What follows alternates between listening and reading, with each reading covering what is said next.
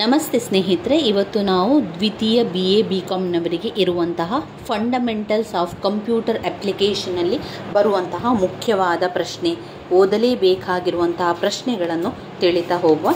ಈಗಾಗಲೇ ಮುಖ್ಯವಾದ ಪ್ರಶ್ನೆಗಳು ಯಾವುದು ಅಂತ ನಿಮಗೆ ನಾನು ತಿಳಿಸಿದ್ದೆ. ಈ ಕೆಲವೊಂದು ಪ್ರಶ್ನೆಗಳು ಪದೇ ಪದೇ ಅವರು ಕೊಡುವಂತಹ ಪ್ರಶ್ನೆಗಳು. ಅದು ಅಂದರೆ, ಒಂದು ಕಂಪ್ಯೂಟರ್ನ ಕ್ರಿಯಾತ್ಮಕ ಘಟಕ, ಯಂತ್ರಾಂಶ ತಂತ್ರಾಂಶ, ಆಪರೇಟಿಂಗ್ ಸಿಸ್ಟಮ್, ಕಂಪ್ಯೂಟರ್ ನೆಟ್ವರ್ಕ್, ಜಾಲಬಂಧ ಟೊಪಾಲಜಿ. ಇವಿಷ್ಟು ಪ್ರಶ್ನೆಗಳು ಪದೇ ಪದೇ ರಿಪೀಟ್ ಆಗಿ ಕೊಡುವಂತಹ ಪ್ರಶ್ನೆಗಳು, ಪದೇ ಪದೇ ಬರುವಂತಹ ಪ್ರಶ್ನೆಗಳಾಗಿರುವಂಥದ್ದು. ನೀವು ಹಳೆಯ ಪ್ರಶ್ನೆ ಪತ್ರಿಕೆಗಳನ್ನು ಒಮ್ಮೆ ನೋಡಿಕೊಂಡಾಗ ನಿಮಗೆ ಯಾವುದನ್ನು ಓದ್ಕೊಳ್ಬೇಕು ಅಂತ ಇದರಲ್ಲಿ ಗೊತ್ತಾಗ್ತದೆ. ವಿಭಾಗ A, FCA, fundamentals of computer application. ವಿಭಾಗ A ಯಲ್ಲಿ ಬಂದಿರುವಂತಹ ಪ್ರಶ್ನೆಗಳು: ಕಂಪ್ಯೂಟರ್ ಇತಿಹಾಸವನ್ನು ವಿವರಿಸಿ. History of computer, explain the history of computer. ಯಾವುದೇ 3 ಇನ್ಪುಟ್ ಸಾಧನಗಳನ್ನು ವಿವರಿಸಿ. ಎನಿ 3 ಇನ್ಪುಟ್ ಡಿವೈಸನ್ನು ಬರೆಯಲಿಕ್ಕೆ. ಸಂಕ್ಷಿಪ್ತವಾಗಿ ಕಂಪ್ಯೂಟರ್ನ ಮೆಮೊರಿಯನ್ನು ವಿವರಿಸಿ. Briefly explain computer memory. Compiler ಮತ್ತು ಇಂಟರ್ಪ್ರಿಟರನ್ನು ವಿವರಿಸಿ. Describe compiler and interpreter.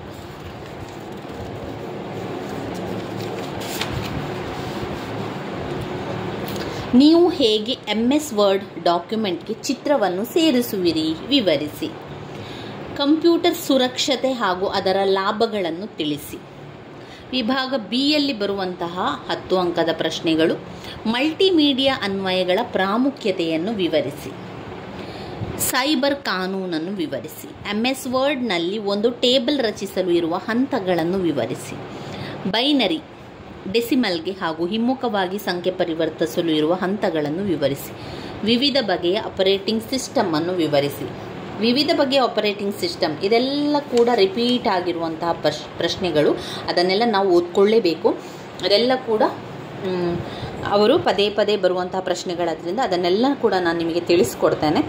ಅವಿಷ್ಟು ತುಂಬಾ ರಿಪೀಟ್ ಆಗಿರುವಂಥ ಪ್ರಶ್ನೆಗಳನ್ನೇ ಓದ್ಕೊಳ್ಳುವ. ಅಷ್ಟನ್ನು ಓದ್ಕೊಂಡ್ರೆ ಸಾಕು, ಪ್ರತಿಯೊಬ್ಬರು ಕೂಡ ಕಂಪ್ಯೂಟರ್ ಅಪ್ಲಿಕೇಶನಲ್ಲಿ ಪಾಸ್ ಆಗ್ತೀರಾ. ಆಪರೇಟಿಂಗ್ ಸಿಸ್ಟಮನ್ನು ಓದ್ಕೊಳ್ಬೇಕು, ಆಮೇಲೆ ಸೈಬರ್ ಕಾನೂನನ್ನು ಓದ್ಕೊಳ್ಳುವ, ಕಂಪ್ಯೂಟರ್ ಕ್ರಿಯಾತ್ಮಕ ಘಟಕದ ಬಗ್ಗೆ ತಿಳ್ಕೊಳ್ಳುವ, ಕಂಪ್ಯೂಟರ್ನ ಲಕ್ಷಣಗಳನ್ನು ತಿಳ್ಕೊಳ್ಳುವ, ಆಮೇಲೆ ಜಾಲಬಂಧ ಟೊಪಾಲಜಿ, ಇದೆಲ್ಲ ಕೂಡ ನಾವು ಓದ್ಕೊಳ್ಳೇಬೇಕಾಗಿರುವಂತಹ ಪ್ರಶ್ನೆಗಳು. ನೋಡಿ, ನೆಟ್ವರ್ಕ್ ಟೊಪಾಲಜಿ, ಗಾತ್ರ, ವೇಗ, ಸಾಮರ್ಥ್ಯವನ್ನು ಆಧರಿಸಿ ಕಂಪ್ಯೂಟರ್ನ ವರ್ಗೀಕರಣ, ಅಂದರೆ ಕಂಪ್ಯೂಟರ್ನ ಟೈಪ್ಸ್ ಆಫ್ ಕಂಪ್ಯೂಟರ್ ವರ್ಗೀಕರಣವನ್ನು ಮಾಡಬೇಕದನ್ನು. ರೇಖಾಚಿತ್ರದ ಜೊತೆಗೆ ಡಿಜಿಟಲ್ ಕಂಪ್ಯೂಟರ್ನ ಕ್ರಿಯಾತ್ಮಕ ಘಟಕವನ್ನು ವಿವರಿಸಿ. ರೇಖಾಚಿತ್ರ ಅಂದರೆ ಚಿತ್ರವನ್ನು ಮಾಡಿ ಕಂಪ್ಯೂಟರ್ನ ಕ್ರಿಯಾತ್ಮಕ ಘಟಕವನ್ನು ವಿವರಿಸಬೇಕು. ಡಾಸ್ ಎಂದರೇನು, ಆಂತರಿಕ ಮತ್ತು ಬಾಹ್ಯ ಡಾಸ್ ಆದೇಶಗಳನ್ನು ವಿವರಿಸಿ ಎನ್ನುವಂಥದ್ದು. ಇವಿಷ್ಟು ಹಳೆಯ ಪ್ರಶ್ನೆ ಪತ್ರಿಕೆಯಲ್ಲಿ ಬಂದಿದೆ. ನಾವು ಓದ್ಕೊಳ್ಬೇಕಾಗಿರುವಂಥದ್ದು, ಓದಲೇಬೇಕಾಗಿರುವಂತಹ ಪ್ರಶ್ನೆಗಳನ್ನು ನೋಡಿಕೊಳ್ಳುವ. ಮೊದಲಿಗೆ ಕಂಪ್ಯೂಟರ್ ಎನ್ನುವಂಥ ಅರ್ಥವನ್ನು ತಿಳ್ಕೊಳ್ಳುವ. ಕಂಪ್ಯೂಟರ್ ಅಂದರೆ ಏನು? ಕಂಪ್ಯೂಟರ್ ಅಂದರೆ ಒಂದು ವಿದ್ಯುನ್ಮಾನ ಸಾಧನ, ಒಂದು ಎಲೆಕ್ಟ್ರಾನಿಕ್ ಐಟಮ್ಸ್ ಅಲ್ವಾ ಅದು. ಕಂಪ್ಯೂಟರ್ ಎನ್ನುವಂಥದ್ದು ಒಂದು ವಿದ್ಯುನ್ಮಾನ ಸಾಧನ. ವಿದ್ಯುನ್ಮಾನ ಅಂದರೆ ಎಲೆಕ್ಟ್ರಾನಿಕ್ ಐಟಮ್ಸ್ ಅಂತ ಹೇಳುವಂಥದ್ದು. ಅದರಲ್ಲಿ ದತ್ತಾಂಶ, ಸೂಚನೆಗಳನ್ನು ಬಳಕೆದಾರರಿಂದ ಇನ್ಪುಟ್ ರೀತಿಯಲ್ಲಿ ತೆಗೆದುಕೊಳ್ತದೆ. ಒಮ್ಮೆ ಕಂಪ್ಯೂಟರ್ ಬಳಕೆದಾರರಿಂದ ಡೇಟಾ ಪಡೆದ ನಂತರ ಸೂಚನೆಗಳಿಗೆ ಅದು ಕಾಯ್ತದೆ. ಬಳಕೆದಾರನ ಸೂಚನೆಗಳನ್ನು ಸ್ವೀಕರಿಸಿದ ಮೇಲೆ ಕಂಪ್ಯೂಟರ್ ದತ್ತಾಂಶ ಸಂಸ್ಕರಿಸುತ್ತದೆ ಮತ್ತು ಔಟ್ಪುಟ್ಗಳನ್ನು ಉತ್ಪಾದಿಸುತ್ತದೆ. ಅದು ಬಳಕೆದಾರರಿಗೆ ತೋರಿಸುತ್ತದೆ. ನೀವು ಡೇಟಾವನ್ನು ಯಾವುದೇ ರೀತಿಯಲ್ಲಿ ಕೂಡ ಅದಕ್ಕೆ ಒದಗಿಸ್ಬೋದು. ನಾವು ಕೆಲವೊಂದು ವಿಚಾರಗಳನ್ನು ಅದಕ್ಕೆ ಕೊಡುವಂಥದ್ದು, ಇದಕ್ಕೆ ಉತ್ತರವನ್ನು ಹುಡುಕಿ ಕೊಡುವಂತ ಕೇಳಿಕೊಳ್ಳುವಂಥದ್ದು, ಅದು ಉತ್ತರವನ್ನು ಹುಡುಕಿ ಔಟ್ಪುಟ್ ರೀತಿಯಲ್ಲಿ ನಮಗೆ ಆ ಉತ್ತರ ಸಿಗುವಂಥದ್ದು. ಕಂಪ್ಯೂಟರ್ನಲ್ಲಿ 2 ಪ್ರಮುಖ ಅಂಶಗಳಿದೆ. ಅದರಲ್ಲಿರುವಂಥದ್ದು ಯಂತ್ರಾಂಶ ಮತ್ತು ತಂತ್ರಾಂಶ ಎಂಬ 2 ಅಂಶಗಳು. ಈ ಯಂತ್ರಾಂಶ ಮತ್ತು ತಂತ್ರಾಂಶದ ಬಗ್ಗೆ ಪ್ರಶ್ನೆಗಳನ್ನು ಕೇಳ್ತಾರೆ. ನಾವು ಓದ್ತಾ ಅದರಲ್ಲಿ ಇನ್ನಷ್ಟು ವಿಚಾರಗಳು ನಮಗೆ ಸಿಗ್ತಾ ಹೋಗ್ತದೆ. ಡೇಟಾ ಎಂದರೆ ಏನು ಅಂತ ಕೇಳ್ತಾರೆ. ಯಂತ್ರಾಂಶ ಮತ್ತು ತಂತ್ರಾಂಶ ಅಂದರೆ ಏನು? ಯಂತ್ರಾಂಶ ಮತ್ತು ತಂತ್ರಾಂಶ ಅಂದರೆ ಕಂಪ್ಯೂಟರ್ನ 2 ಪ್ರಮುಖ ಅಂಶಗಳು. ಯಂತ್ರಾಂಶ ಅಂದರೆ ಏನು? ಇದು ಕಂಪ್ಯೂಟರ್ನ ಭೌತಿಕ ಘಟಕಗಳನ್ನು ಹೊಂದಿದೆ. ಭೌತಿಕ ಘಟಕ ಅಂದರೆ ಯಾವುದೆಲ್ಲ? CPU, ಇನ್ಪುಟ್ ಸಾಧನಗಳು, ಉತ್ಪನ್ನ ಸಾಧನಗಳು, ಅದೆಲ್ಲ ಯಂತ್ರಾಂಶ. ತಂತ್ರಾಂಶಗಳು ಅಂದರೆ ಏನು? ಅದು ಸೂಚನೆಗಳು, ಒಂದು ಸಮೂಹವಾದ ಪ್ರೋಗ್ರಾಮ್ಗಳನ್ನು ಒಳಗೊಂಡಿರುವಂಥದ್ದು. BASIC, Pascal, C++, Java. ಕಂಪ್ಯೂಟರ್ಗೆ ಸೂಚನೆಯನ್ನು ಕೊಡುವಂಥದ್ದು ಅದು ತಂತ್ರಾಂಶ. ಯಂತ್ರಾಂಶ ಅಂದರೆ ಅದು ಕಂಪ್ಯೂಟರ್ನ ಅದು ಭೌತಿಕ ಘಟಕ, ಅದರೊಳಗಿರುವಂತಹ ಇನ್ಪುಟ್ಟು, ಅದರೊಳಗಿರುವಂಥ CPU ಎಲ್ಲ ಇದೆಯಲ್ಲ, ಅದು ಯಂತ್ರಾಂಶಕ್ಕೆ ಬರುವಂಥದ್ದು, ಯಂತ್ರ. ಅದು ತಂತ್ರಗಳು ಅಂತ ಹೇಳಿದರೆ ಕಂಪ್ಯೂಟರ್ಗೆ ಅರ್ಥವಾಗುವಂತಹ ಭಾಷೆಯಲ್ಲಿ ಸೂಚನೆಗಳನ್ನು ಕೊಡುವಂಥದ್ದು, ಅದು ತಂತ್ರಾಂಶದಲ್ಲಿ ನೀವು ಬರೀಬೇಕು. ಡೇಟಾ ಅಂದರೆ ಏನು ಅಂತ ಕೇಳ್ತಾನೆ. ಡೇಟಾ ಅಂದರೆ ಅಂಕಿ ಅಂಶಗಳು ಮತ್ತು ಫ್ಯಾಕ್ಟ್ಸ್. ಅಂದರೆ ಕಂಪ್ಯೂಟರಿಗೆ ನಾವು ಅದರ ಭಾಷೆಯಲ್ಲಿ ಅದಕ್ಕೆ ಅರ್ಥವಾಗುವಂತಹ ರೀತಿಯಲ್ಲಿ ನಾವು ಒಂದು ಸಂದೇಶವನ್ನು ಅಥವಾ ಯಾವುದಾದರೂ ಒಂದು ವಿಚಾರವನ್ನು ಕಳಿಸ್ತೇವೆ. ಡೇಟಾ ಒಂದೇ ಬಳಕೆದಾರರಿಗೆ ಉಪಯೋಗವಾಗುವುದಿಲ್ಲ, ಅದು ಪ್ರಾಥಮಿಕ ಮಾದರಿಯ ಒಂದು ವಿಷಯವನ್ನು ನಾವು ಅದಕ್ಕೆ ಕಳಿಸ್ತೇವೆ. ಅದಕ್ಕೆ ಸಂಬಂಧಪಟ್ಟಂತೆ ನಮಗೆ ಅದು ಉತ್ತರವು ಸಿಗುವಂಥದ್ದು. ಈ ಒಂದು ಸಾಧನ ಇದೆಯಲ್ಲ ಅಥವಾ ಈ ಒಂದು ವಿಷಯವನ್ನು ನಾವು ಕಳಿಸ್ತೇವಲ್ಲ, ಅದುವೇ ಒಂದು ಡೇಟಾ. ಉದಾಹರಣೆ, ವಿದ್ಯಾರ್ಥಿಯ ಹೆಸರು, ನೋಂದಣಿ ಸಂಖ್ಯೆ, ಜನ್ಮ ದಿನಾಂಕ, ಕೋರ್ಸುಗಳ ಶೀರ್ಷಿಕೆ, ಅದನ್ನು ಕೊಡುವಂಥದ್ದೇ ಡೇಟಾ ಅಂತ ಹೇಳುವಂಥದ್ದು. ಮಾಹಿತಿ ಅಂದರೆ ಏನು? ಮಾಹಿತಿ ಅಂದರೆ ಸಂಸ್ಕರಿಸಿದಂತಹ ದತ್ತಾಂಶಗಳ ಮಾಹಿತಿ ಆಗಿದೆ. ಸಂಸ್ಕರಿಸಿದಂತಹ ದತ್ತಾಂಶಗಳು ಅಂದರೆ ವಿಚಾರಗಳು. ಸಂಸ್ಕರಿಸಿದಂತಹ ದತ್ತಾಂಶಗಳನ್ನು ನಾವು ಮಾಹಿತಿ ಅಂತ ಹೇಳ್ತೇವೆ. ಈ ಮಾಹಿತಿಯನ್ನು ನಾವು ಕಂಪ್ಯೂಟರ್ಗೆ ಕೊಡ್ತೇವೆ, ಅದುವೇ ಡೇಟಾ ಆಗಿರುವಂಥದ್ದು. ಒಂದು ಉತ್ತರ ನಮಗೆ ಬೇಕು ಅಂತ ಹೇಳಿದರೆ ಆ ಒಂದು ಪ್ರಶ್ನೆಯನ್ನು ನಾವು ಕಂಪ್ಯೂಟರ್ಗೆ ಕೊಡಬೇಕಲ್ವಾ? ಆ ಒಂದು ಪ್ರಶ್ನೆಯಲ್ಲಿ ಕೆಲವೊಂದು ಮಾಹಿತಿಗಳು ಬೇಕಲ್ವಾ? ಆ ಮಾಹಿತಿಗಳನ್ನು ಕೊಡುವಂಥದ್ದೇ ಡೇಟಾವನ್ನು ಕೊಡುವಂಥದ್ದು. ಕಂಪ್ಯೂಟರ್ ಏನು ಮಾಡ್ತದೆ? ಅದನ್ನು ತೆಗೆದುಕೊಂಡು ಅದರಲ್ಲಿರುವಂಥ ವಿಚಾರವನ್ನು ನೋಡಿಕೊಂಡು ಅದಕ್ಕೆ ಉತ್ತರವನ್ನು ನಮಗೆ ಅದು ಕಳಿಸ್ತದೆ. ಅದನ್ನು ಔಟ್ಪುಟ್ ರೀತಿಯಲ್ಲಿ ಅದನ್ನು ನಮಗೆ ಕಳಿಸುವಂಥದ್ದು. ಅದು ತೆಗೆದುಕೊಳ್ಳುವಂಥದ್ದು ಇನ್ಪುಟ್, ಕೊಡುವಂಥದ್ದು ಔಟ್ಪುಟ್. ಈ ರೀತಿಯಾಗಿ ವಿಚಾರಗಳು ಗೊತ್ತಿರಲಿ. ಇನ್ನು ವೆರಿ ಇಂಪಾರ್ಟೆಂಟ್ ಆಗಿರುವಂಥದ್ದು ಕಂಪ್ಯೂಟರ್ನ ಗುಣಲಕ್ಷಣಗಳನ್ನು ತಿಳಿಸಿ ಅಂತ ಕೇಳ್ತಾರೆ.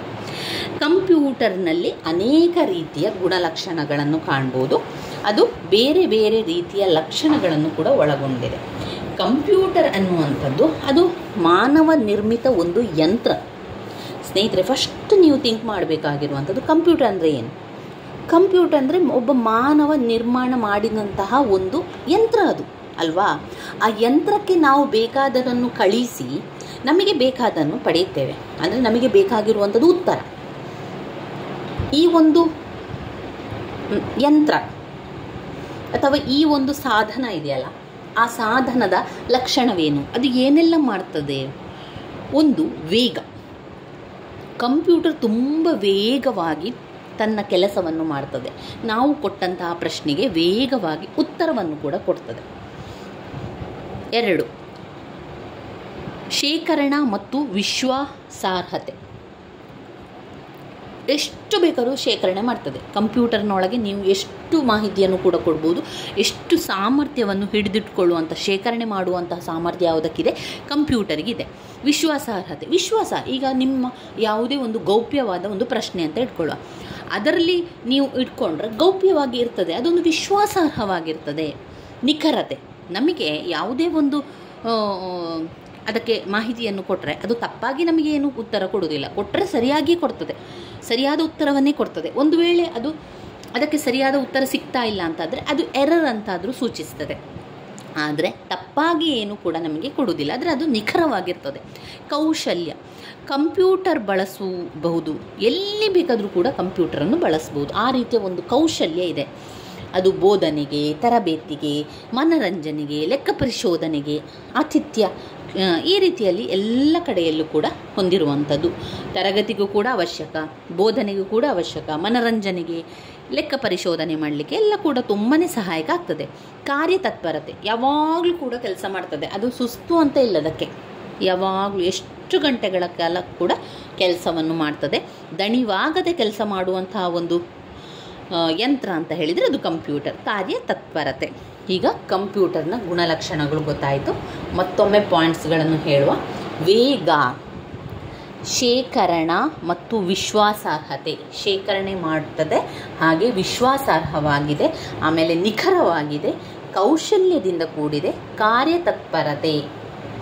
ವೇಗ ಕಂಪ್ಯೂಟರ್ನ ಗುಣಲಕ್ಷಣಗಳಲ್ಲಿ 1 ವೇಗ, 2 ಶೇಖರಣೆ, 3 ವಿಶ್ವಾಸಾರ್ಹತೆ, 4 ನಿಖರತೆ, 5 ಕೌಶಲ, 6 ಕಾರ್ಯತತ್ಪರತೆ. ವೇಗ, ಶೇಖರಣೆ, ವಿಶ್ವಾಸಾರ್ಹತೆ, ನಿಖರತೆ, ಕೌಶಲ, ಕಾರ್ಯತತ್ಪರತೆ. ಇನ್ನು ಬರುವಂತಹ ಮುಖ್ಯವಾದಂತಹ ಪ್ರಶ್ನೆ ಅಂತ ಹೇಳಿದರೆ,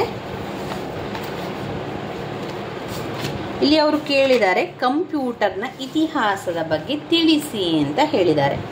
5 ಅಂಕಕ್ಕೆ ಕಂಪ್ಯೂಟರ್ನ ಇತಿಹಾಸದ ಬಗ್ಗೆ ತಿಳಿಲಿಕ್ಕೆ ಹೇಳಿದ್ದಾರೆ.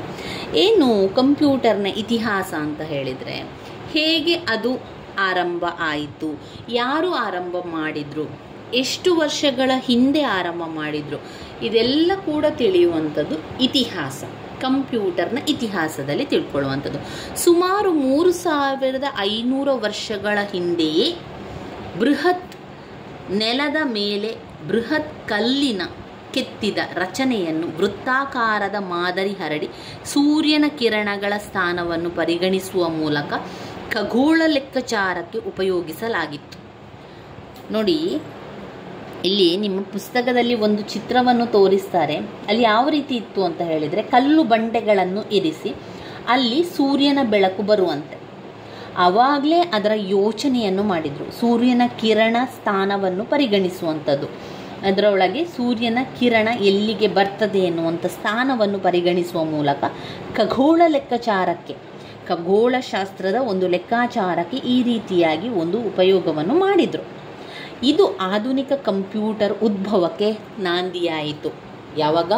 3500 ವರ್ಷದ ಹಿಂದೆ, 3500 ವರ್ಷಗಳ ಹಿಂದೆ ಏನು ಮಾಡಿದರು ಅಂತ ಹೇಳಿದರೆ, ಈ ಖಗೋಳಶಾಸ್ತ್ರದ ಖಗೋಳಶಾಸ್ತ್ರದಲ್ಲಿ ಅಧ್ಯಯನ ಮಾಡಲಿಕ್ಕೆ ವಿಜ್ಞಾನಿಗಳು ಅಥವಾ ಜನರೇನು ಮಾಡಿದರು, ಈ ಒಂದು ಸೂರ್ಯನ ಕಿರಣ ಯಾವ ಸ್ಥಾನಕ್ಕೆ ಬರ್ತದೆ ಅಂತ ಪರಿಗಣಿಸಲಿಕ್ಕೆ ಒಂದು ದೊಡ್ಡ ಬಂಡೆ ಕಲ್ಲುಗಳನ್ನೆಲ್ಲ ಇಟ್ಟು ಅದರ ನಡುವೆ ಅದು ಬರುವ ರೀತಿಯಲ್ಲಿ ಯಾವ ರೀತಿ ಅಂತ ನೋಡಲಿಕ್ಕೆ ಖಗೋಳಶಾಸ್ತ್ರದಲ್ಲಿ ಇದನ್ನು ಉಪಯೋಗ ಮಾಡಿದರು.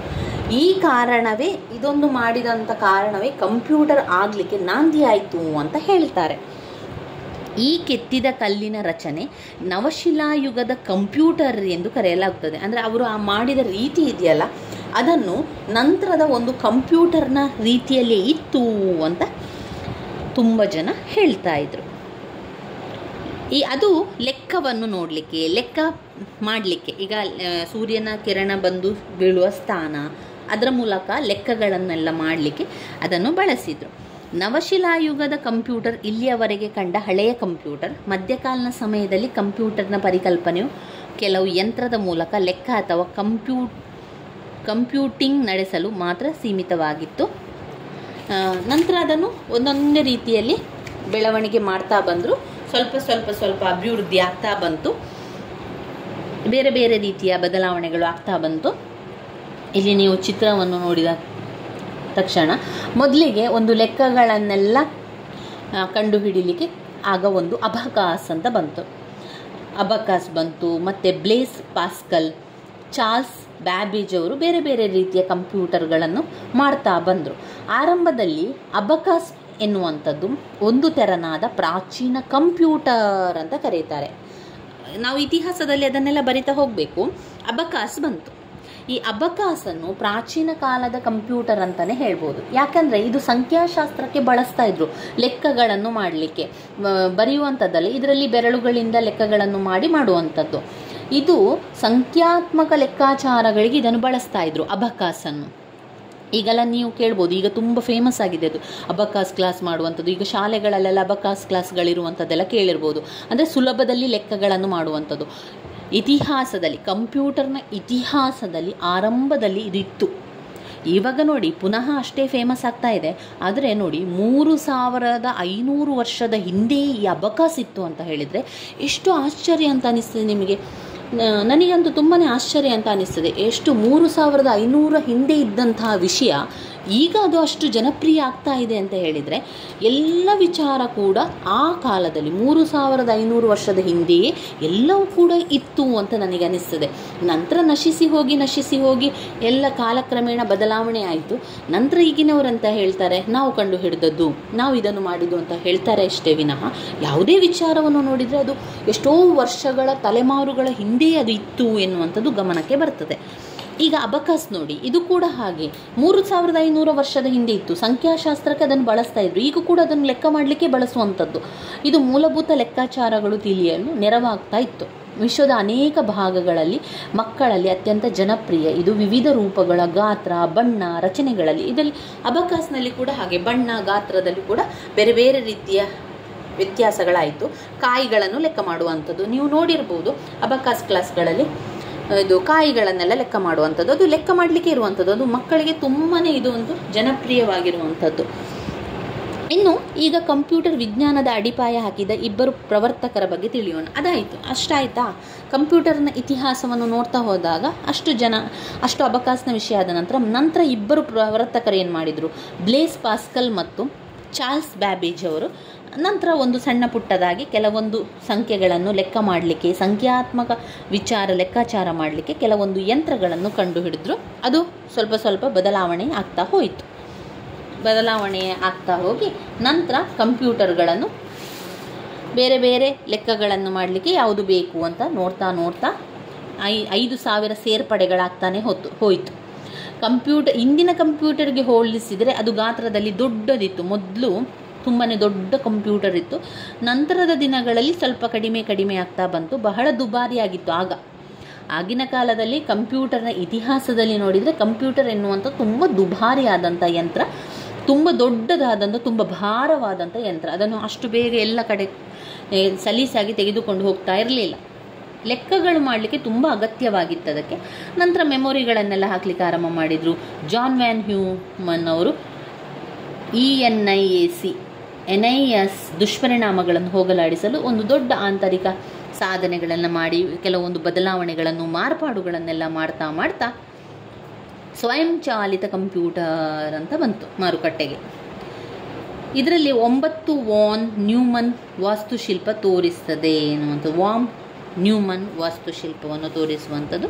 ನಂತರ ಇಷ್ಟೆಲ್ಲ ಬದಲಾವಣೆ ಆಗಿ ಏನಾಯಿತು, ನಂತರ ಅದರಲ್ಲಿ ಅನೇಕ ಅಭಿವೃದ್ಧಿಯಾಗಿ ಪರ್ಸ್ನಲ್ ಕಂಪ್ಯೂಟರ್ನ ಬಂತು. ನಂತರ IBM ಬಂದಿರುವಂಥದ್ದು ಪರ್ಸ್ನಲ್ ಕಂಪ್ಯೂಟರ್ ಎನ್ನುವಂಥದ್ದು. ಅದು ಜನಸಾಮಾನ್ಯರಿಗೆ ಕಂಪ್ಯೂಟರ್ ಒದಗಿಸಲು ನಿರ್ಧರಿಸಿತು. ಒಂದು ಕಂಪನಿಯೆಲ್ಲ ಮತ್ತೆ ಯೋಚನೆ ಮಾಡಲಿಕ್ಕೆ ಆರಂಭಿಸಿತು. ಇದು ಕಂಪ್ಯೂಟರ್ ಕೇವಲ ಶ್ರೀಮಂತರಿಗೆ ಅಥವಾ ಅದು ತುಂಬ ದುಬಾರಿ ಆದ್ದರಿಂದ ಯಾರು ಕೂಡ ಕೊಂಡುಕೊಳ್ತಾ ಇರಲಿಲ್ಲ. ನಂತರ ಕಂಪನಿ ಯೋಚನೆ ಮಾಡ್ತಾ ಅದನ್ನು ಸ್ವಲ್ಪ ಕಡಿಮೆ ಮೊತ್ತಕ್ಕೆ ಬರುವಂತೆ ಮಾಡಿತು. ಕಂಪ್ಯೂಟರ್ ಎಲ್ಲರಿಗೂ ಸಿಗಬೇಕು, ಜನರಿಗೂ ಕೂಡ ಅದು ಉಪಯೋಗ ಆಗಬೇಕು ಅಂತ ಯೋಚನೆ ಮಾಡಲಿಕ್ಕೆ ಆರಂಭ ಮಾಡಿದಾಗ ನಂತರದ ದಿನಗಳಲ್ಲಿ ಈ ಕಂಪ್ಯೂಟರ್ ಎನ್ನುವಂಥದ್ದು IBM ಕಂಪ್ಯೂಟರ್ ಎನ್ನುವಂಥ ಒಂದು ಪರ್ಸನಲ್ ಕಂಪ್ಯೂಟರನ್ನು ಕೂಡ ಮಾಡಿದ್ರು. ಇಷ್ಟೆಲ್ಲ ವಿಚಾರಗಳನ್ನು ನಾವು ಕಂಪ್ಯೂಟರ್ನ ಇತಿಹಾಸದಲ್ಲಿ ಬರಿತಾ ಹೋಗಬೇಕು. ಕಂಪ್ಯೂಟರ್ನ ಇತಿಹಾಸ ಆಯಿತು. ಇನ್ನು ಬರುವಂಥದ್ದು ಕಂಪ್ಯೂಟರ್ನ ತಲೆಮಾರುಗಳು. ಏನು ಕಂಪ್ಯೂಟರ್ನ ತಲೆಮಾರುಗಳು? ವೆರಿ ವೆರಿ ಇಂಪಾರ್ಟೆಂಟ್ ಆಗಿರುವಂಥ ಪ್ರಶ್ನೆ. ಕಂಪ್ಯೂಟರ್ನ ತಲೆಮಾರುಗಳ ಬಗ್ಗೆ ಹಲವಾರು ಬಾರಿ ಪ್ರಶ್ನೆ ಪತ್ರಿಕೆಯಲ್ಲಿ ಬಂದಿದೆ. ಕಂಪ್ಯೂಟರ್ನ ತಲೆಮಾರು ಅಂತ ಹೇಳಿದರೆ ನಮಗೆ ಅದರಲ್ಲಿ 5 ತಲೆಮಾರು ಕಾಣ್ತದೆ. ಅಂದರೆ ಕಂಪ್ಯೂಟರ್ ಬದಲಾವಣೆಗಳು ಆಗ್ತಾ ಇತ್ತು, ತುಂಬ ಜನರು ಅದನ್ನು ಬದಲಾಯಿಸ್ತಾ ಇದ್ರು. ಒಂದು ಮೊದಲ ತಲೆಮಾರಿನ ಕಂಪ್ಯೂಟರ್, ಮೊದಲ ತಲೆಮಾರಿನ ಕಂಪ್ಯೂಟರ್. 2 ಎರಡನೆಯ ತಲೆಮಾರಿನ ಕಂಪ್ಯೂಟರ್. 3 ಮೂರನೆಯ ಜನರೇಷನ್ ಕಂಪ್ಯೂಟರ್. 4 ನಾಲ್ಕನೆಯ ಜನರೇಷನ್ ಕಂಪ್ಯೂಟರ್. 5 ಐದನೆಯ ಪೀಳಿಗೆಯ ಕಂಪ್ಯೂಟರ್. ಹೀಗೆ 5 ರೀತಿಯ 5 ತಲೆಮಾರಿನ ಕಂಪ್ಯೂಟರ್ಗಳು ಬಂತು. ಇದರೊಳಗೆ ಏನು ವಿಚಾರ ಇದೆ ಎನ್ನುವಂಥದ್ದು ನಿಮಗೆ ನಾನು ಸ್ಪಷ್ಟವಾಗಿ ತಿಳಿಸ್ತಾ ಹೋಗ್ತೇನೆ. ಕಂಪ್ಯೂಟರ್ನ ತಲೆಮಾರುಗಳನ್ನು ತಿಳಿಸಿ ಅಂತ ಕೇಳ್ತಾರೆ. ಕಂಪ್ಯೂಟರ್ನ ತಲೆಮಾರು, ಜನರೇಷನ್ ಆಫ್ ಕಂಪ್ಯೂಟರ್ ಅಂತ ಕೇಳ್ತಾರೆ. ಇಂಗ್ಲೀಷ್ನಲ್ಲಿ ಜನರೇಷನ್ ಆಫ್ ಕಂಪ್ಯೂಟರ್, ಕನ್ನಡದಲ್ಲಿ ಕಂಪ್ಯೂಟರ್ನ ತಲೆಮಾರುಗಳು. ಮೊದಲ ತಲೆಮಾರು ಕಂಪ್ಯೂಟರ್, ಎರಡನೆಯ ತಲೆಮಾರು ಕಂಪ್ಯೂಟರ್, ಮೂರನೆಯ ಪೀಳಿಗೆಯ ಕಂಪ್ಯೂಟರ್, ನಾಲ್ಕನೆಯ ಪೀಳಿಗೆಯ ಕಂಪ್ಯೂಟರ್ ಹಾಗೂ 5ನೆಯ ಜನರೇಷನ್ ಕಂಪ್ಯೂಟರ್. ಪೀಳಿಗೆ ಅಥವಾ ಜನ್ರೇಷನ್ ಅಥವಾ ತಲೆಮಾರು ಏನು ಬೇಕಾದರೂ ಬರಿಬೋದು. ಒಟ್ಟು 5 ತಲೆಮಾರಿನ ಕಂಪ್ಯೂಟರನ್ನು ನಾವು ಬರಿತಾ ಹೋಗಬೇಕು. ಈ 5 ತಲೆಮಾರಿನ ಕಂಪ್ಯೂಟರ್ನಲ್ಲಿ ಏನೆಲ್ಲ ವಿಚಾರಗಳಿದೆ ಅಂತ ನಾನು ನಿಮಗೆ ತಿಳಿಸ್ತಾ ಹೋಗ್ತೇನೆ. ಇಸವಿ ಕೂಡ ಇದೆ. ಒಂದು ವೇಳೆ ನಿಮಗೆ ಇಸವಿ ನೆನಪಲ್ಲಿ ಇಡಲಿಕ್ಕೆ ಸಾಧ್ಯ ಆಗ್ತದೆ ಅಂತ ಆದರೆ ಇಸವಿಯನ್ನು ಕೂಡ ನೋಡಿಕೊಂಡು ಆ ಇಸವಿಯನ್ನು ಬರಿತಾ ನೀವು ವಿವರಿಸಬೇಕು, ತುಂಬಾ ಒಳ್ಳೆಯದು. ಒಂದು ವೇಳೆ ಇಲ್ಲ ನನಗೆ ಇಸವಿ ನೆನಪಾಗ್ತಾ ಇಲ್ಲ ಅಂತಂದರೆ ಬಿಟ್ಟುಬೇಡಿ, ಇಸವಿಯನ್ನು ಬರೆಯದೆ ಹಾಗೆ ನಾವು ವಿವರಿಸ್ತಾ ಹೋಗುವ.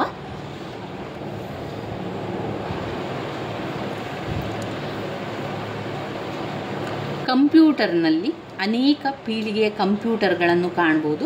ಮೊದಲನೆಯದಾಗಿ ಕಂಪ್ಯೂಟರ್ನ ತಲೆಮಾರು ಈ ರೀತಿಯಾಗಿದೆ. ಮೊದಲ ತಲೆಮಾರಿನ ಕಂಪ್ಯೂಟರ್ ಅದು ಯಾವಾಗ ಬಂತು? 1945ರಿಂದ 1958 ತನಕ ಮೊದಲ ತಲೆಮಾರಿನ ಕಂಪ್ಯೂಟರ್ ಇತ್ತು. ಅದು ಯಾವ ರೀತಿ ಇತ್ತು, ಅದರ ಉಪಯೋಗ ಯಾವ ರೀತಿ ಇತ್ತು ಎಲ್ಲವನ್ನು ಕೂಡ ತಿಳ್ಕೊಳ್ಳುವ. ಯಾವಾಗ? 1945ರಿಂದ 58. ನೆನಪಲ್ಲಿ ಇಡ್ತಿದ್ರೆ ನೀವು 2 ಬಾರಿ ಹೇಳಬೇಕು ಆ ಇಸವಿಯನ್ನು.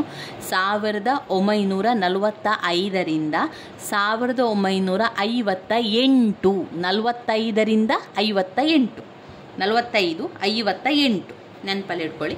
ಮೊದಲ ತಲೆಮಾರಿನ ಕಂಪ್ಯೂಟರ್. ಮೊದಲ ತಲೆಮಾರಿನ ಕಂಪ್ಯೂಟರ್ನ ಲಕ್ಷಣಗಳೇನು, ಹಾಗೆ ಅದು ಯಾವುದೆಲ್ಲ ಪ್ರಯೋಜನಗಳು ಬರ್ತಾ ಇತ್ತು, ಹೇಗಿತ್ತು ಎಲ್ಲವನ್ನು ತಿಳ್ಕೊಳ್ಳುವ. ಮೊದಲ ತಲೆಮಾರಿನ ಕಂಪ್ಯೂಟರ್ ಅಮೇರಿಕಾದ ಜನಗಣತಿಯ ವರ್ಷ 1951ರಲ್ಲಿ ಅಭಿವೃದ್ಧಿಯನ್ನು ಪಡಿಸಿದರು. 1945ರಿಂದ 1958 ತನಕ ಮೊದಲ ತಲೆಮಾರಿನ ಕಂಪ್ಯೂಟರ್ ಇತ್ತು. 1945ರಲ್ಲಿ ಮಾಡಿದಂತಹ ಈ ಕಂಪ್ಯೂಟರನ್ನು ಅಮೇರಿಕಾದ ಜನಗಣತಿಯ ವರ್ಷ 1951ರಲ್ಲಿ ಅದನ್ನು ಅಭಿವೃದ್ಧಿಪಡಿಸಿದರು. ಈ ಕಂಪ್ಯೂಟರನ್ನು ಯೂನಿವರ್ಸಲ್ ಸ್ವಯಂಚಾಲಿತ ಕಂಪ್ಯೂಟರ್ ಅಂತ ಕರೆಯಲಾಯಿತು, UNIVAC.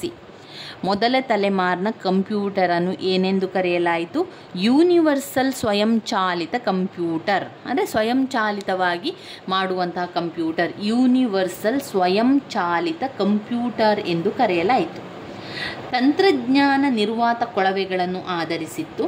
ಹೇಗಿತ್ತದು ಕಂಪ್ಯೂಟ್ರು? ತಂತ್ರಜ್ಞಾನದ ಕೊಳವೆಯನ್ನು ಅಳವಡಿಸಲಾಗಿತ್ತು. ತಂತ್ರಜ್ಞಾನ ಬೇಕೇ ಬೇಕಲ್ವಾ, ನಮಗೊಂದು ಲೆಕ್ಕವನ್ನು ಮಾಡಲಿಕ್ಕೆ ಕೂಡ ಅದಕ್ಕೆ ತಂತ್ರಜ್ಞಾನ ಬೇಕು. ಏನಾದರೂ ಒಂದು ವಿಚಾರ ನಾವು ತಿಳ್ಕೊಳ್ಬೇಕು ಅಂತಾದರೆ ಅದಕ್ಕೆ ಮಾಹಿತಿಯನ್ನು ಕೊಟ್ಟಾಗ ಅದು ತಂತ್ರಜ್ಞಾನದ ಮೂಲಕ, ಯಾವುದಾದ್ರೂ ಒಂದು ಸೂಚನೆಯ ಮೂಲಕ, ಸಂಜ್ಞೆಯ ಮೂಲಕ ಅದನ್ನು ಬಳಸಬೇಕಲ್ವಾ. ಅದು ತಂತ್ರಜ್ಞಾನದ ನಿರ್ವಾತ ಕೊಳವೆಯನ್ನು ಆಧರಿಸಿತ್ತು. ಇನ್ನು ವ್ಯಾಕ್ಯೂಮ್ ಟ್ಯೂಬ್ ಸರ್ಕ್ಯೂಟ್ ಬಳಸಲಾದ ಕಂಪ್ಯೂಟರ್ಗಳನ್ನು ಮೊದಲ ಜನರೇಷನ್ ಕಂಪ್ಯೂಟರ್ ಎಂದು ಕರೆಯಲಾಯಿತು. ವ್ಯಾಕ್ಯೂಮ್ ಟ್ಯೂಬ್ ಸರ್ಕ್ಯೂಟ್ ಕಂಪ್ಯೂಟರ್ನ ಒಳಗೆ ಬೇಕಾಗಿರುವಂಥ ಅತ್ಯಗತ್ಯವಾದಂತಹ ಒಂದು ಭಾಗ ಅಂತ ಹೇಳಿದರೆ ವ್ಯಾಕ್ಯೂಮ್ ಟ್ಯೂಬ್ ಸರ್ಕ್ಯೂಟ್. ಅದನ್ನು ಬಳಸಲಾದ ಕಂಪ್ಯೂಟರ್ಗಳನ್ನು ಮೊದಲನೆಯ ಜನರೇಷನ್ ಕಂಪ್ಯೂಟರ್ ಅಂತ ಕರೆಯಲಾಯಿತು. ತಂತ್ರಜ್ಞಾನ ನಿರ್ವಾತ ಕೊಳವೆಗಳನ್ನು ಆಧರಿಸಿದ್ದದು. ವ್ಯಾಕ್ಯೂಮ್ ಟ್ಯೂಬ್ ಸರ್ಕ್ಯೂಟ್ ತಂತುಗಳನ್ನು ಹೊಂದಿದ್ದು ಎಲೆಕ್ಟ್ರಾನ್ಗಳನ್ನು ಹೊರಹಾಕಲು ತಂತುಗಳು ಬಿಸಿ ಆಗ್ತಾ ಇತ್ತು. ಈಗ ಆ ಒಂದು ವಯರನ್ನು ಬಳಸ್ತಾ ಇದ್ರು. ವ್ಯಾಕ್ಯೂಮ್ ಅಂದರೆ ವ್ಯಾಕ್ಯೂಮ್ ಕ್ಲೀನರ್ ಅಂತೆಲ್ಲ ಹೇಳಿದಾಗೆ ನೀವು ವ್ಯಾಕ್ಯೂಮ್ ಟ್ಯೂಬ್ ಸರ್ಕ್ಯೂಟ್ ಅಂದರೆ ಎಲ್ಲವನ್ನು ತೆಗೆದುಕೊಳ್ಳುವಂತಹ ಒಂದು ವ್ಯಾಕ್ಯೂಮ್ ಟ್ಯೂಬ್ ಸರ್ಕ್ಯೂಟನ್ನು ಕಂಪ್ಯೂಟರ್ನ ಒಳಗೆ ಬಳಸ್ತಾ ಇದ್ರು. ಆದರೆ ಕಂಪ್ಯೂಟರ್ನ ಬಳಸುವಾಗ ಆ ಒಂದು ತಂತುಗಳೇನಾಗ್ತಾ ಇದ್ರು, ತುಂಬಾ ಬಿಸಿ ಆಗ್ತಾ ಇತ್ತು. ಇನ್ನು ಅದನ್ನು ಬಿಸಿ ಆಗುವುದನ್ನು ಬದಲಾವಣೆ ಮಾಡಬೇಕಲ್ಲ, ಅದು ಎರಡನೇ ತಲೆಮಾರಿನ ಕಂಪ್ಯೂಟರಿಗೆ ಹೋಗ್ತದೆ. ಅದು ವ್ಯಾಕ್ಯೂಮ್ ಟ್ಯೂಬ್ ಸರ್ಕ್ಯುಲೇಟರ್ನನ್ನು ಒಳಗೆ ಬಳಸ್ತಾ ಇದ್ರು. ತಂತ್ರಜ್ಞಾನದ ನಿರ್ವಾತ ಕೊಳವೆಗಳನ್ನು ಕೂಡ ಆಧರಿಸಿತ್ತು. ಇದರ ವೈಶಿಷ್ಟ್ಯ ಏನಿತ್ತು ಅಂತ ಹೇಳಿದರೆ, ಇದು ತುಂಬ ದುಬಾರಿಯಾದ ಕಂಪ್ಯೂಟರ್ ಆಗಿತ್ತು. ಹಾಗೆ ಅಲ್ಲದಿರುವಂಥದ್ದು, ಅಂದರೆ ಭಾರ ಇತ್ತದು, ತುಂಬ ಭಾರ ಇತ್ತು, ತುಂಬ ದುಬಾರಿ ಕೂಡ ಇತ್ತು. ಬೃಹತ್ ಗಾತ್ರ, ತುಂಬ ದೊಡ್ಡದಿತ್ತು, ತುಂಬ ಜಾಗ ಕೂಡ ಬೇಕದಕ್ಕೆ. Magnetic core ಉಪಯೋಗಿಸಲಾಗಿತ್ತು. ಮಾಹಿತಿಯನ್ನು ಸಂಗ್ರಹಣಕ್ಕಾಗಿ ಮ್ಯಾಗ್ನೆಟಿಕ್ ಕೋರನ್ನು ಉಪಯೋಗಿಸಲಾಗಿತ್ತು. ಕಡಿಮೆ ಮಟ್ಟದ ಭಾಷೆಯನ್ನು ಬಳಸಲಾಯಿತು, ಬೈನರಿ. ಕಂಪ್ಯೂಟರ್ನ ಭಾಷೆ ಅದು ಬೈನರಿ ಭಾಷೆ. ಅದನ್ನು ಸ್ವಲ್ಪ ಕಡಿಮೆ ಮಟ್ಟದಲ್ಲಿ ಅದನ್ನು ಬಳಸಲಾಗಿತ್ತು. ಸಂಸ್ಕಾರದ ವೇಗವನ್ನು ಮಿಲಿಸೆಕೆಂಡುಗಳಲ್ಲಿ ಅಳೆಯಬೇಕಾಗುತ್ತಿತ್ತು. ಮಿಲಿಸೆಕೆಂಡುಗಳಲ್ಲಿ ಅದನ್ನು ಅಳೆಯುವಂಥದ್ದು ವೇಗ. ಇನ್ಪುಟ್ ಔಟ್ಪುಟ್ ಕಾರ್ಯಾಚರಣೆಗಳು ಪಂಚ್ ಕಾರ್ಡ್ ಬಳಸಿ ನಿರ್ವಹಿಸಲಾಗಿತ್ತು. ಅದು ಆಟೋಮೆಟಿಕ್ ಆಗ್ತಾ ಇರಲಿಲ್ಲ. ಪಂಚ್ ಕಾರ್ಡ್ ಉಂಟಲ್ಲ, ಆ ಕಾರ್ಡನ್ನು ಬಳಸಿ ಇನ್ಪುಟ್ ಮತ್ತು ಔಟ್ಪುಟ್ಟನ್ನು ಮಾಡ್ತಾಯಿದ್ರು. ಮುಖ್ಯವಾಗಿ ವೈಜ್ಞಾನಿಕ ಗಣಕ, ರೆಕಾರ್ಡ್ ಕೀಪಿಂಗ್, ವೇತನದಾರರ ಪ್ರಕ್ರಿಯೆಯನ್ನು ಉಪಯೋಗಿಸಲಾಗ್ತಾ ಇತ್ತು. ಈ ಪೀಳಿಗೆಯ ಪ್ರಮುಖ ಕಂಪ್ಯೂಟರ್ಗಳಂತ ಹೇಳಿದರೆ ಮಾರ್ಕ್, ENIAC, EDVAC, UNIVAC ಇದು ಅಲ್ಲಿ ಆಗ ಇದ್ದಂಥ ಕಂಪ್ಯೂಟರ್ನ ಹೆಸರುಗಳು. ನೀವು ನೆನಪಲ್ಲಿರುವಂಥ ಒಂದನ್ನು ಆಯ್ಕೆ ಮಾಡ್ಕೊಳ್ಳಿ. ಮಾರ್ಕ್ ಎನ್ನುವಂಥ ಕಂಪ್ಯೂಟರ್ ಆ ಒಂದು ಕಾಲದಲ್ಲಿದ್ದಂತಹ ಕಂಪ್ಯೂಟರ್ ಮತ್ತು ಇನ್ನಿತರ ಎನೈಕಾ, ಎಡ್ವಾಕ್, EDVAC, ENIAC, UNIVAC ಈ ರೀತಿಯ ಕಂಪ್ಯೂಟರ್ಗಳು ಆಗ ಇತ್ತು ಅಂತ. ಈಗ ಮೊದಲನೇದು ನಿಮಗೆ ಸರಿಯಾಗಿ ಗೊತ್ತಾಯಿತು ಅಂತ ನಾನು ಅಂದ್ಕೊಳ್ತೇನೆ. ಮತ್ತೊಮ್ಮೆ ಹೇಳ್ತಾ ಹೋಗ್ತೇನೆ. ಮೊದಲ ತಲೆಮಾರಿನ ಕಂಪ್ಯೂಟರನ್ನು 1945ರಿಂದ 1958 ತನಕ ಅದನ್ನು ಬಳಸಲಾಯಿತು. ಈ ಕಂಪ್ಯೂಟರ್ ಅಮೇರಿಕದ ಜನಗಣತಿ ಆರಂಭವಾದಂಥ 1951ರಲ್ಲಿ ಅದನ್ನು ಅಭಿವೃದ್ಧಿಪಡಿಸಿದರು. ಈ ಒಂದು ಕಂಪ್ಯೂಟರ್ನಲ್ಲಿ ತಂತ್ರಜ್ಞಾನದ ನಿರ್ವಾತ ಕೊಳವೆಯನ್ನು ಬಳಸಿದ್ರು. ಹಾಗೆ ಈ ಮೊದಲ ತಲೆಮಾರಿನ ಕಂಪ್ಯೂಟರಿಗೆ ಯೂನಿವರ್ಸಲ್ ಸ್ವಯಂಚಾಲಿತ ಕಂಪ್ಯೂಟರ್ ಅಂತ ಹೆಸರು ಕೊಟ್ಟರು. ಏನಂತ? ಯೂನಿವರ್ಸಲ್ ಸ್ವಯಂಚಾಲಿತ ಕಂಪ್ಯೂಟರ್ ಅಂತ ಹೆಸರನ್ನು ಕೊಟ್ಟರು. ಅದರಲ್ಲಿ ವ್ಯಾಕ್ಯೂಮ್ ಟ್ಯೂಬ್ ಸರ್ಕ್ಯೂಟ್, ನೀವು ವ್ಯಾಕ್ಯೂಮ್ ಕ್ಲೀನರ್ ಅಂತ ಒಂದು ನೆನಪಲ್ಲಿ ಇಟ್ಕೊಳ್ಳಿ, ಆವಾಗ ನಮಗೆ ವ್ಯಾಕ್ಯೂಮ್ ಟ್ಯೂಬ್ ಅಂತ ನೆನಪಲ್ಲಿ ಬರ್ತದೆ. ವ್ಯಾಕ್ಯೂಮ್ ಟ್ಯೂಬ್ ಸರ್ಕ್ಯೂಟನ್ನು ಕಂಪ್ಯೂಟರ್ನ ಒಳಗೆ ಬಳಸಿದ್ರು. ಆದರೆ ಇದು ಬಳಸ್ತಾ ತುಂಬಾ ಬಿಸಿ ಆಗ್ತಾ ಇತ್ತು. ಇನ್ನು ಮೊದಲ ತಲೆಮಾರಿನ ಕಂಪ್ಯೂಟರ್ನ ವೈಶಿಷ್ಟ್ಯತೆ ಏನು ಅಂತ ಹೇಳಿದರೆ, ಇದಕ್ಕೆ ತುಂಬ ದುಬಾರಿ, ತುಂಬಾ ಖರ್ಚಾಗ್ತಾ ಇತ್ತು, ತುಂಬ ದೊಡ್ಡ ಇತ್ತು, ತುಂಬ ಭಾರವಾಗಿತ್ತು. ದೊಡ್ಡದಿದ್ದಾಗ ಅದಕ್ಕೆ ಜಾಗ ಕೂಡ ತುಂಬ ಬೇಕಲ್ವ, ತುಂಬ ಜಾಗವನ್ನು ಕೂಡ ಆಕ್ರಮಿಸ್ತಾ ಇತ್ತು. ಇನ್ನು ಮಾಹಿತಿಯ ಸಂಗ್ರಹಣೆ ಮಾಡಲು ಮ್ಯಾಗ್ನೆಟಿಕ್ ಕೋರನ್ನು ಅದರಲ್ಲಿ ಬಳಸ್ತಾ ಇದ್ರು. ಕಂಪ್ಯೂಟರ್ನ ಭಾಷೆಯಾದಂಥ ಬೈನರಿ ಭಾಷೆಯನ್ನು ಕಡಿಮೆ ಮಟ್ಟದಲ್ಲಿ ಅದರಲ್ಲಿ ಬಳಸ್ತಾ ಇದ್ರು. ಆಮೇಲೆ ಇನ್ಪುಟ್ ಮತ್ತು ಔಟ್ಪುಟ್ಟನ್ನು ಪಡೆದುಕೊಳ್ಳಲಿಕ್ಕೆ, ಆ ರೀತಿಯ ಕಾರ್ಯವನ್ನು ಮಾಡಲಿಕ್ಕೆ ಒಂದು ಕಾರ್ಡ್, ಆ ಕಾರ್ಡನ್ನು ಬಳಸಿ, ಅದಕ್ಕೆ ನಾವೇನು ಹೇಳ್ತೇವೆ ಪಂಚ್ ಕಾರ್ಡ್ ಅಂತ ಹೇಳುವಂಥದ್ದು. ಪಂಚ್ ಕಾರ್ಡ್ಗಳನ್ನು ಬಳಸಿ ಇನ್ಪುಟ್ ಮತ್ತು ಔಟ್ಪುಟ್ಟನ್ನು ಬಳಸ್ತಾ ಇದ್ರು. ಆಮೇಲೆ ಕಂಪ್ಯೂಟರ್ನ ವೇಗವನ್ನು ಮಿಲಿಸೆಕೆಂಡುಗಳಲ್ಲಿ ಅಳಿತಾ ಇದ್ರು. ಕಂಪ್ಯೂಟರ್ನ ವೇಗವನ್ನು ಮಿಲಿಸೆಕೆಂಡುಗಳಲ್ಲಿ ಅಳೆಯಲಾಗ್ತಾ ಇತ್ತು. ಇನ್ನು ಅದನ್ನು ಯಾವುದಕ್ಕೆಲ್ಲ ಉಪಯೋಗಿಸ್ತಾ ಇದ್ರು? ಕೆಲಸಗಾರರ ಲೆಕ್ಕಗಳನ್ನು ಮಾಡಲಿಕ್ಕೆ, ಕೆಲಸಗಾರರ ವೇತನಗಳನ್ನೆಲ್ಲ, ಸಂಬಳಗಳನ್ನೆಲ್ಲ ಕೊಡಲಿಕ್ಕೆ ಅದನ್ನು ಬಳಸ್ತಾ ಇದ್ರು. ಆ ಪೀಳಿಗೆಯ ಕಂಪ್ಯೂಟರಿಗೆ ಮಾರ್ಕ್ಸ್ ಅಂತ ಹೆಸರು. ಆಮೇಲೆ ENIVAC, UNIVAC ಅದೆಲ್ಲ ಆ ಒಂದು ಪೀಳಿಗೆ ಮೊದಲ ತಲೆಮಾರಿನ ಕಂಪ್ಯೂಟರ್ಗಳಾಗಿದ್ದವು. ಇವಿಷ್ಟು ವಿಚಾರ ಗೊತ್ತಿರಲಿ. ಇನ್ನು ಎರಡನೆಯ ತಲೆಮಾರಿನ ಕಂಪ್ಯೂಟರ್ ನಂತರದ ವರ್ಷ 1959ರಿಂದ 1964ರವರೆಗೆ ಎರಡನೆಯ ತಲೆಮಾರಿನ ಕಂಪ್ಯೂಟರನ್ನು ಬಳಸಲಾಯಿತು. 1959ರಿಂದ 1964ರವರೆಗೆ ಎರಡನೆಯ ತಲೆಮಾರಿನ ಕಂಪ್ಯೂಟರನ್ನು ಬಳಸಲಾಯಿತು. ಎರಡನೆಯ ತಲೆಮಾರಿನ ಕಂಪ್ಯೂಟರ್ನಲ್ಲಿ USA ಬೆಲ್ ಲ್ಯಾಬ್ ನಿರ್ವಾತ ಕೊಳವೆಗಳ ಸ್ಥಳದಲ್ಲಿ ಟ್ರಾನ್ಸಿಸ್ಟರ್ಗಳನ್ನು ಬಳಸುವುದನ್ನು ಕಂಡುಹಿಡಿದ್ರು. ಈಗ ಎರಡನೇ ತಲೆಮಾರಿನ ಕಂಪ್ಯೂಟರ್ಗೆ ಬಂದಾಗ ಜನರು ಹೆಚ್ಚು ಯೋಚನೆ ಮಾಡಲಿಕ್ಕೆ ಆರಂಭ ಮಾಡಿದ್ರಲ್ವ, ಆವಾಗ ನಿರ್ವಾತ ಕೊಳದ ಬದಲು ಏನು ಮಾಡಿದ್ರು? ಟ್ರಾನ್ಸಿಸ್ಟ್ಗಳನ್ನು ಬಳಸಿದ್ರು. ನಿರ್ವಾತ ಕೊಳವೆಗಳು, ಈಗ ತಂತ್ರಜ್ಞಾನದ ನಿರ್ವಾತ ಕೊಳವೆಯನ್ನು ಮಾಡ್ತಾ ಇದ್ರು. ಮೊದಲ ತಲೆಮಾರಿನ ಕಂಪ್ಯೂಟರ್ನಲ್ಲಿ ತಂತ್ರಜ್ಞಾನದ ನಿರ್ವಾತ ಕೊಳವೆಯನ್ನು ಬಳಸ್ತಾ ಇದ್ರು. ಆ ತಂತ್ರಜ್ಞಾನ ನಿರ್ವಾತ ಕೊಳವೆಯ ಜಾಗದಲ್ಲಿ ಟ್ರಾನ್ಸಿಸ್ಟ್ಗಳು ಸ್ವಲ್ಪ ಬದಲಾವಣೆಯನ್ನು ಮಾಡಿದರು, ಅಭಿವೃದ್ಧಿಯನ್ನು ಪಡಿಸಿದರು. ಟ್ರಾನ್ಸಿಸ್ಟ್ಗಳನ್ನು ಬಳಸುವುದನ್ನು ಕಂಡುಹಿಡಿದಿದ್ದಾರೆ. ಟ್ರಾನ್ಸಿಸ್ಟ್ಗಳು ಎಲೆಕ್ಟ್ರಾನಿಕ್ ಸರ್ಕ್ಯೂಟ್, ಗಾತ್ರದಲ್ಲಿ ಸಣ್ಣ ಮತ್ತು ಎಲೆಕ್ಟ್ರಾನ್ಸ್ಗಳ ಹೊರಸೂಸುವ ಯಾವುದೇ ತಾಪನಗಳ ಅವಶ್ಯಕತೆ ಇಲ್ಲ. ಟ್ರಾನ್ಸಿಸ್ಟ್ಗಳನ್ನು ಬಳಸಿ ಕಂಪ್ಯೂಟರ್ಗಳನ್ನು ಎರಡನೆಯ ತಲೆಮಾರಿನ ಕಂಪ್ಯೂಟರ್ಗಳೆಂದು ಕರೆಯಲಾಯಿತು. ಟ್ರಾನ್ಸಿಸ್ಟ್ಗಳನ್ನು ಬಳಸಿದರು. ಇದರಲ್ಲಿ ಬಿಸಿಯಾಗುವಂಥದ್ದು ಅದು ಯಾವ ಪ್ರಾಬ್ಲಮ್ ಕೂಡ ಇರಲಿಲ್ಲ. ಅಲ್ಲಿ ತಂತ್ರಜ್ಞಾನದ ನಿರ್ವಾತ ಕೊಳ ಇರಲಿಲ್ಲ. ಟ್ರಾನ್ಸಿಸ್ಟ್ ಅಂತ ಒಂದು ಮಿಷನನ್ನು ಹಾಕಿದ್ರು. ಅದರಲ್ಲಿ ಬಿಸಿಯಾಗುವಂಥದ್ದು ಯಾವುದೇ ಪ್ರಾಬ್ಲಮ್ ಕೂಡ ಇರಲಿಲ್ಲ. ಟ್ರಾನ್ಸಿಸ್ಟ್ಗಳನ್ನು ಬಳಸಿದಂತಹ ಕಂಪ್ಯೂಟರ್ಗಳನ್ನು ಎರಡನೆಯ ತಲೆಮಾರಿನ ಕಂಪ್ಯೂಟರ್ ಅಂತ ಹೇಳಿದರು. ಮೊದಲ ತಲೆಮಾರಿನ ಕಂಪ್ಯೂಟರ್ ಯೂನಿವರ್ಸಲ್ ಸ್ವಯಂಚಾಲಿತ ಕಂಪ್ಯೂಟರ್. ಇದರಲ್ಲಿ ತಂತ್ರಜ್ಞಾನದ ನಿರ್ವಾತ ಕೊಳವೆಯನ್ನು ಬಳಸಿದ್ರು. ಅದರಲ್ಲಿ ವ್ಯಾಕ್ಯೂಮ್ ಟ್ಯೂಬ್ ಸರ್ಕ್ಯುಲೇಟ್ ಎನ್ನುವಂಥ ಟ್ಯೂಬನ್ನು ಕೂಡ ಬಳಸ್ತಾರೆ. ಅದು ತುಂಬ ತುಂಬಾ ಬಿಸಿ ಆಗ್ತಾ ಇತ್ತು. ಆದರೆ ಎರಡನೆಯ ತಲೆಮಾರಿನ ಕಂಪ್ಯೂಟರ್ಗೆ ಬಂದಾಗ ತಂತ್ರಜ್ಞಾನದ ನಿರ್ವಾತ ಕೊಳೆಯ ಬದಲಿಗೆ ಟ್ರಾನ್ಸಿಸ್ಟ್ಗಳನ್ನು ಬಳಸಿದರು. ಟ್ರಾನ್ಸಿಸ್ಟರ್ಗಳನ್ನು ನಾವು ಎರಡನೆಯ ತಲೆಮಾರಿನ ಕಂಪ್ಯೂಟರ್ ಅಂತ ಕರೆದರು. ಎರಡನೆಯ ತಲೆಮಾರಿನ ಕಂಪ್ಯೂಟರ್ನಲ್ಲಿ ಏನೆಲ್ಲ ವೈಶಿಷ್ಟ್ಯಗಳು ಬಂದವು? ಹಿಂದಿನ ಮೊದಲ ತಲೆಮಾರಿನ ಕಂಪ್ಯೂಟರ್ಗೆ ಹೋಲಿಸಿದರೆ ಈಗ ಕಂಪ್ಯೂಟರ್ ಸ್ವಲ್ಪ ಕಡಿಮೆ ಖರ್ಚಾಯಿತು, ಸ್ವಲ್ಪ ಸಣ್ಣ ಆಯಿತು, ಆ ಒಂದು ಜಾಗವನ್ನು ಆಕ್ರಮಿಸುವುದು ಕೂಡ ಕಡಿಮೆ ಆಯಿತು, ಶಾಖ ಕೂಡ ಕಡಿಮೆ ತಗೊಳ್ಳಿತು.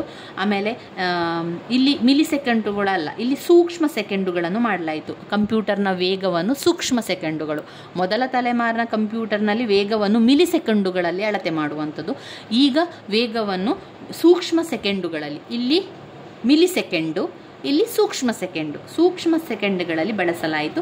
ಮ್ಯಾಗ್ನೆಟಿಕ್ ಕೋರ್ಗಳನ್ನು ಕೂಡ ಇಲ್ಲಿ ಕೂಡ ಬಳಸಿದ್ರು. ಮ್ಯಾಗ್ನೆಟಿಕ್ ಕೋರ್ಗಳನ್ನು ಮೊದಲ ತಲೆಮಾರಿನ ಕಂಪ್ಯೂಟರ್ನಲ್ಲಿ ಬಳಸಿದರೆ ಎರಡನೆಯ ತಲೆಮಾರಿನ ಕಂಪ್ಯೂಟರ್ಗೆ ಮ್ಯಾಗ್ನೆಟಿಕ್ ಟೇಪನ್ನು ದ್ವಿತೀಯ ಮೆಮೊರಿಯಾಗಿ ಬಳಸಿದರು. ಮೊದಲಿಗೆ ಮ್ಯಾಗ್ನೆಟಿಕ್ ಕೋರನ್ನು ಬಳಸಿದರು, ಆಮೇಲೆ ಮ್ಯಾಗ್ನೆಟಿಕ್ ಕೋರನ್ನು ಬಳಸಿ ಟೇಪನ್ನು ಬಳಸುವಂಥದ್ದು, ಟೇಪ್ ದ್ವಿತೀಯ ಮೆಮೊರಿಯಾಗಿ ಬಳಸಿದರು. ಆಮೇಲೆ ಇದು ಒಂದು ಮೊದಲ ತಲೆಮಾರಿನ ಕಂಪ್ಯೂಟರ್ನಲ್ಲಿ ಬೈನರಿ ಎನ್ನುವಂಥ ಭಾಷೆಯನ್ನು ಕಡಿಮೆ ಮಟ್ಟದಲ್ಲಿ ಬಳಸಿದರು. ಆದರೆ ಎರಡನೇ ತಲೆಮಾರಿಗೆ ಬಂದಾಗ ಭಾಷೆಯನ್ನು ಉತ್ತಮವಾಗಿ ಬಳಸಿದರು, ಉನ್ನತ ಮಟ್ಟದ ಭಾಷೆಯನ್ನೇ ಬಳಸಿದರು. ಹಾಗೆಯೇ ಈ ಕಂಪ್ಯೂಟರ್ ಒಂದು ವಿಶ್ವಾಸಾರ್ಹವಾಯಿತು ಮತ್ತು ಕಡಿಮೆ ದೋಷಗಳಿಂದ ಪೀಡಿತವಾಗಿತ್ತು. ಕಡಿಮೆ ದೋಷ ಇತ್ತು ಮತ್ತು ಹಾಗೆಯೇ ವಿಶ್ವಾಸಾರ್ಹವಾಗಿತ್ತು. ಎರಡನೆಯ ತಲೆಮಾರಿನ ಕಂಪ್ಯೂಟರ್ ವಿಶ್ವಾಸಾರ್ಹವಾಗಿತ್ತು. ಇನ್ನು ಬರುವಂಥದ್ದು ಮೂರನೆಯ ಜನರೇಷನ್ ಕಂಪ್ಯೂಟರ್ ನಂತರದ ವರ್ಷ. ಈಗ 1959ರಿಂದ 1964 ಎರಡನೆಯ ತಲೆಮಾರಿನ ಕಂಪ್ಯೂಟರ್. ನಂತರ 65ರಿಂದ 1965ರಿಂದ 71, 65, 66, 67, 68, 69, 70, 71 7 ವರ್ಷಗಳ ಕಾಲ ಮೂರನೇ ಜನರೇಷನ್ ಕಂಪ್ಯೂಟರ್ ಬಂತು. 1965ರಿಂದ 71 ತನಕ ಮೂರನೆಯ ಜನರೇಷನ್ ಕಂಪ್ಯೂಟರ್ ಬಂತು. ಈಗ ಏನು ಮಾಡಿದರು? ಮೊದಲ ತಲೆಮಾರಿನ ಕಂಪ್ಯೂಟರಲ್ಲಿ ತಂತ್ರಜ್ಞಾನದ ನಿರ್ವಾತ ಕೊಳವೆಯನ್ನು ಬಳಸಿದರು.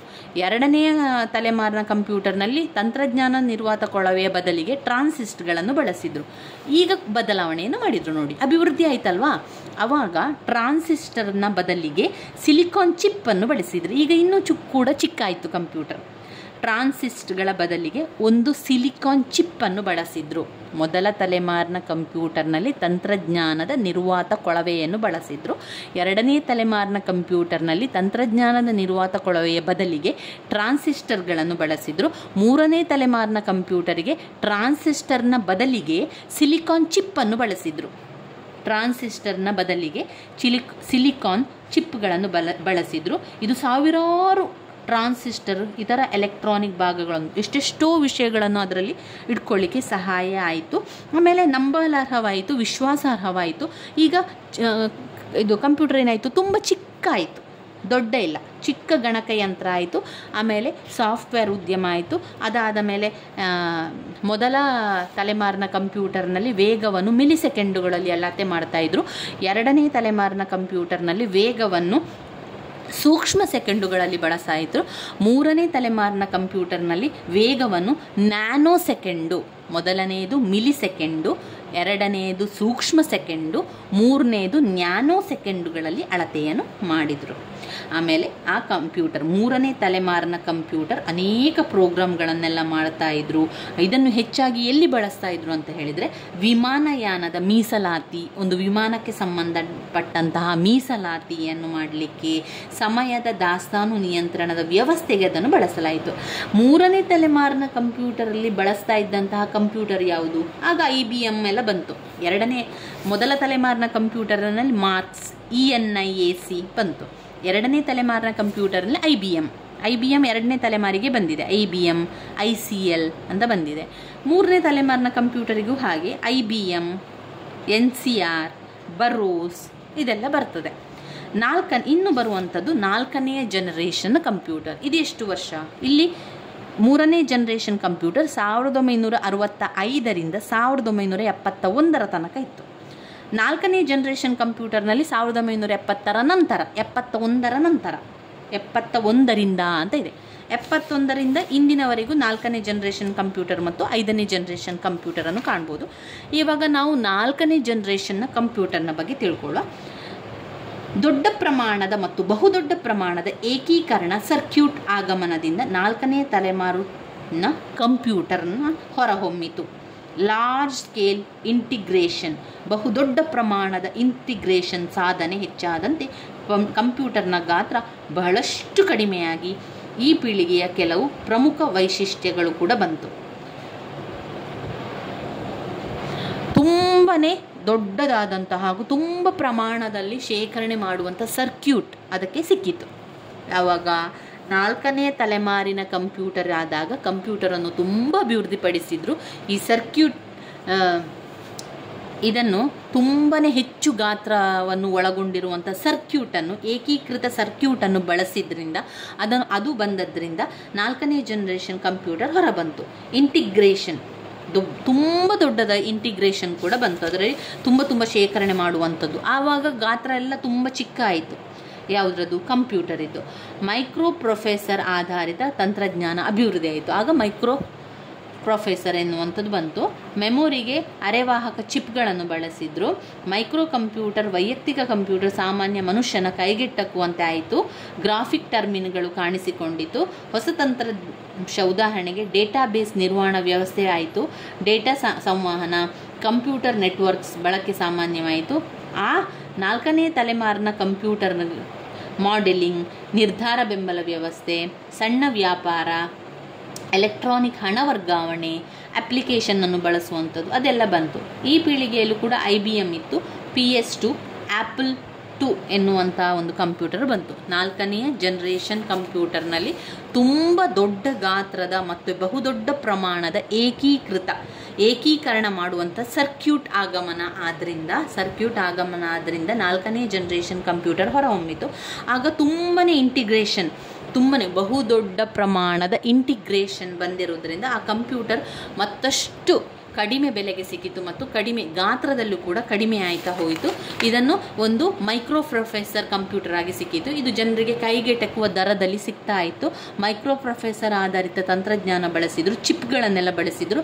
ಮೆಮೊರಿ, ಅರೆವಾಹಕ ಚಿಪ್ಗಳನ್ನು ಬಳಸ್ತಾ ಇದ್ರು.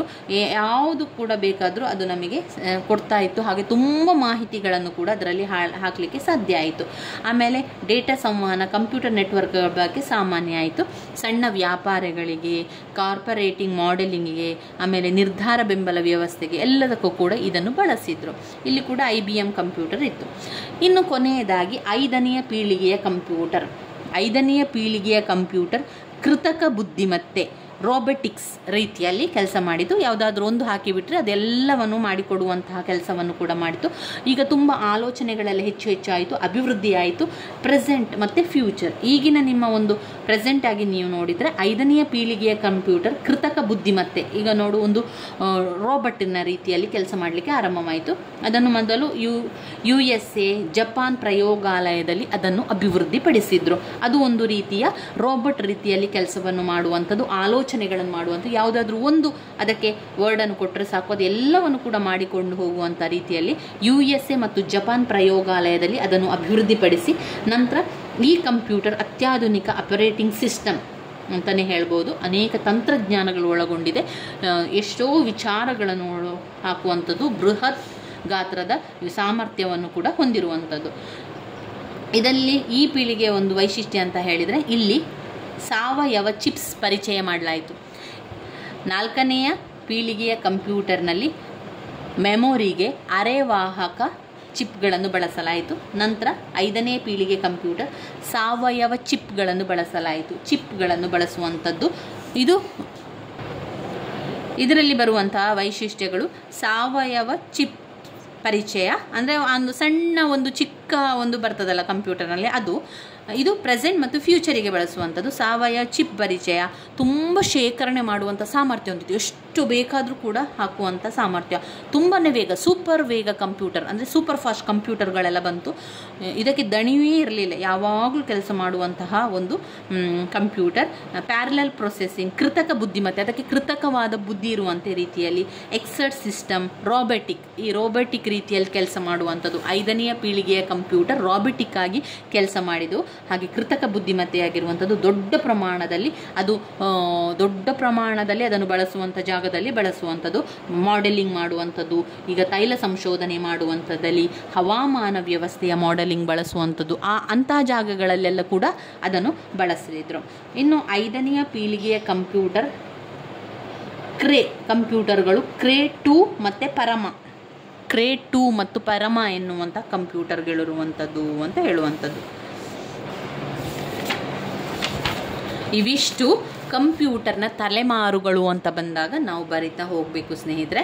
ನಿಮಗೆ ಎಲ್ಲ ಅರ್ಥ ಆಗಿದೆ ಅಂತ ಅಂದ್ಕೊಂಡಿದ್ದೇನೆ. ಕಂಪ್ಯೂಟರ್ನ ತಲೆಮಾರುಗಳು, ಜನರೇಷನ್ ಆಫ್ ಕಂಪ್ಯೂಟರ್, ಕಂಪ್ಯೂಟರ್ನ ಪೀಳಿಗೆಯನ್ನು ವಿವರಿಸಿ ಅಂತ ಕೇಳ್ತಾರೆ, ಅಥವಾ ಕಂಪ್ಯೂಟರ್ನ ತಲೆಮಾರುಗಳನ್ನು ವಿವರಿಸಿ ಅಂತ ಕೇಳಿದಾಗ ನಾವು 5 ತಲೆಮಾರಿನ ಕಂಪ್ಯೂಟರ್ನ ಬಗ್ಗೆ ವಿವರಿಸ್ತಾ ಹೋಗಬೇಕು. ಮೊದಲೇ ತಲೆಮಾರಿನ ಕಂಪ್ಯೂಟರ್ 1945ರಿಂದ 1958ರ ತನಕ ಇತ್ತು. ಆಗ ಅದನ್ನು ಯೂನಿವರ್ಸಲ್ ಸ್ವಯಂ ಚಾಲಿತ ಕಂಪ್ಯೂಟರ್ ಅಂತ ಕರೀತಾರೆ. ಅದನ್ನು ತಂತ್ರಜ್ಞಾನ ನಿರ್ವಾತ ಕೊಳವೆಯನ್ನು ಬಳಸಿ, ವ್ಯಾಕ್ಯೂಮ್ ಟ್ಯೂಬ್ ಸರ್ಕ್ಯೂಟ್ ಅನ್ನು ಬಳಸಿ ಕಂಪ್ಯೂಟರ್ ಅನ್ನು ಬಳಸ್ತಾ ಇದ್ರು. 2ನೇ ತಲೆಮಾರಿನ ಕಂಪ್ಯೂಟರ್ 1959ರಿಂದ 1964ರ ತನಕ ಬಳಸ್ತಾ ಇದ್ರು. ತಂತ್ರಜ್ಞಾನ ನಿರ್ವಾತ ಕೊಳವೆಯ ಬದಲಿಗೆ ಟ್ರಾನ್ಸಿಸ್ಟರ್ಗಳನ್ನು ಬಳಸಿ ಕಂಪ್ಯೂಟರ್ ಅನ್ನು ಮಾಡ್ತಾ ಇದ್ರು. ನಂತರ 3ನೇ ತಲೆಮಾರಿನ ಕಂಪ್ಯೂಟರ್ಗೆ 1965ರಿಂದ 1971ರ ತನಕ 3ನೇ ಜನರೇಷನ್ ಕಂಪ್ಯೂಟರ್ ಅನ್ನು ಬಳಸಿದ್ರು. ಟ್ರಾನ್ಸಿಸ್ಟರ್ಗಳ ಬದಲಿಗೆ ಸಿಲಿಕಾನ್ ಚಿಪ್ಗಳನ್ನು ಬಳಸಿದ್ರು. ತುಂಬ ಶೇಖರಣೆ ಮಾಡುವಂಥ ಸಾಮರ್ಥ್ಯ ಹೊಂದಿರುವಂಥದ್ದು ಟ್ರಾನ್ಸಿಸ್ಟರ್ಗಳು, ಸಿಲಿಕಾನ್ ಚಿಪ್ಗಳನ್ನು, ಸಾವಿರಾರು ಟ್ರಾನ್ಸಿಸ್ಟರ್ಗಳನ್ನು ಬಳಸಿ ಎಲೆಕ್ಟ್ರಾನಿಕ್ ಭಾಗಗಳನ್ನು ಅಬೆಂಡ್ ಮಾಡಲಾಯಿತು. 4ನೇ ಜನರೇಷನ್ ಕಂಪ್ಯೂಟರ್ 1971ರಿಂದ ಇಂದಿನವರೆಗೂ 4ನೇ ಜನರೇಷನ್ ಕಂಪ್ಯೂಟರ್ ಇದೆ. ಇಲ್ಲಿ ದೊಡ್ಡ ಪ್ರಮಾಣದ ಮತ್ತು ಬಹುದೊಡ್ಡ ಪ್ರಮಾಣದ ಏಕೀಕರಣ ಸರ್ಕ್ಯೂಟ್ ಅನ್ನು ಬಳಸಲಾಯಿತು. ಇದು ಅನೇಕ ದೊಡ್ಡ ಪ್ರಮಾಣದ ಇಂಟಿಗ್ರೇಷನ್ ಸಾಧನೆ ಹೆಚ್ಚಾದಂತೆ ಕಂಪ್ಯೂಟರ್ ಕೂಡ ಬಳಸಿದ್ರು. 5ನೇ ಪೀಳಿಗೆಯ ಕಂಪ್ಯೂಟರ್ ಈಗ ಪ್ರೆಸೆಂಟ್ ಫ್ಯೂಚರಲ್ಲಿ ಇರುವಂಥದ್ದು ಕೃತಕ ಬುದ್ಧಿಮತ್ತೆ ಇರುವಂತಹ ಕಂಪ್ಯೂಟರ್. ಅದು ಒಂದು ರೋಬೋಟ್ ರೀತಿಯಲ್ಲಿ ಕೆಲಸ ಮಾಡುವಂಥದ್ದು, ತನ್ನ ಆಲೋಚನೆಗಳನ್ನು ತಾನೇ ಕಂಪ್ಯೂಟರ್ ಮಾಡಿಕೊಂಡು ಕೃತಕ ಬುದ್ಧಿಮತ್ತೆಯನ್ನು ಬಳಸಿಕೊಂಡು ಮಾಡುವಂಥ ಕಂಪ್ಯೂಟರ್. ಅದು USA ಮತ್ತು ಜಪಾನ್ ಪ್ರಯೋಗಾಲಯದಲ್ಲಿ ಅಭಿವೃದ್ಧಿಪಡಿಸಲಾಗಿರುವಂಥದ್ದು 5ನೇ ಪೀಳಿಗೆಯ ಕಂಪ್ಯೂಟರ್ ಆಗಿರುತ್ತದೆ. ಇವಿಷ್ಟು ನಾವು ಕಂಪ್ಯೂಟರ್ನ ತಲೆಮಾರಿನಲ್ಲಿ ಬರಿಬೇಕು, ಅಥವಾ ಕಂಪ್ಯೂಟರ್ನ ಪೀಳಿಗೆಗಳನ್ನು ವಿವರಿಸಿ ಅಂತಾಗ ಬರಿಬೇಕಾಗಿರುವಂಥದ್ದು. ಇವಿಷ್ಟು ತುಂಬಾ ಇಂಪಾರ್ಟೆಂಟ್ ಆಗಿರುವಂಥ ಪ್ರಶ್ನೆಗಳು. ನಾವು ಮುಂದಿನ ವಿಡಿಯೋದಲ್ಲಿ ಕಂಪ್ಯೂಟರ್ನ ವರ್ಗೀಕರಣದ ಬಗ್ಗೆ ಕೂಡ ತಿಳ್ಕೊಳ್ಳೋ ಸ್ನೇಹಿತರೆ. ಇವಿಷ್ಟನ್ನು ಓದ್ಕೊಳ್ಳಿ. ಒಂದು ಕಂಪ್ಯೂಟರ್ನಲ್ಲಿ ಮಾಹಿತಿ ಅಂದರೆ ಏನು, ಡೇಟಾದ ಬಗ್ಗೆ, ಹಾಗೆ ಕಂಪ್ಯೂಟರ್ನ ಗುಣಲಕ್ಷಣಗಳು, ಕಂಪ್ಯೂಟರ್ನ ಇತಿಹಾಸ ಮತ್ತು ಕಂಪ್ಯೂಟರ್ನ ಪೀಳಿಗೆ ಅಥವಾ ಕಂಪ್ಯೂಟರ್ನ ತಲೆಮಾರು, ಇವಿಷ್ಟನ್ನು ಓದ್ಕೊಳ್ಳೇಬೇಕು. ನೀವು ಓದಲಿಕ್ಕೆ ಆರಂಭ ಮಾಡಿ. ತುಂಬಾ ಇಂಪಾರ್ಟೆಂಟ್ ಆಗಿರುವಂಥ ಪ್ರಶ್ನೆಗಳು. ಇಷ್ಟು ಪ್ರಶ್ನೆಗಳಲ್ಲಿ ಯಾವುದಾದ್ರೂ 2 ಪ್ರಶ್ನೆಗಳು ಇದ್ದೇ ಇರ್ತದೆ, ಅಥವಾ ಒಂದು ಪ್ರಶ್ನೆ ಆದರೂ ಇದ್ದೇ ಇರುವಂಥ ಪ್ರಶ್ನೆಗಳಾದ್ರಿಂದ ಒಮ್ಮೆ ಓದ್ಕೊಳ್ಳಿ. ಅರ್ಥ ಮಾಡ್ಕೊಂಡು ಓದ್ಕೊಂಡ್ರೆ ತುಂಬಾ ಸುಲಭದಲ್ಲಿ ಅರ್ಥ ಆಗ್ತದೆ ಸ್ನೇಹಿತರೆ. ನನ್ನ ವೀಡಿಯೋಸ್ ಎಲ್ಲ ನಿಮಗೆ ಇಷ್ಟ ಆಗ್ತಾ ಇದ್ದರೆ ಲೈಕ್ ಕೊಡಿ, ಶೇರ್ ಮಾಡಿ, ಹಾಗೆ ಸಬ್ಸ್ಕ್ರೈಬ್ ಮಾಡಲಿಕ್ಕೆ ಮರಿಬೇಡಿ ಸ್ನೇಹಿತರೆ. ಧನ್ಯವಾದಗಳು.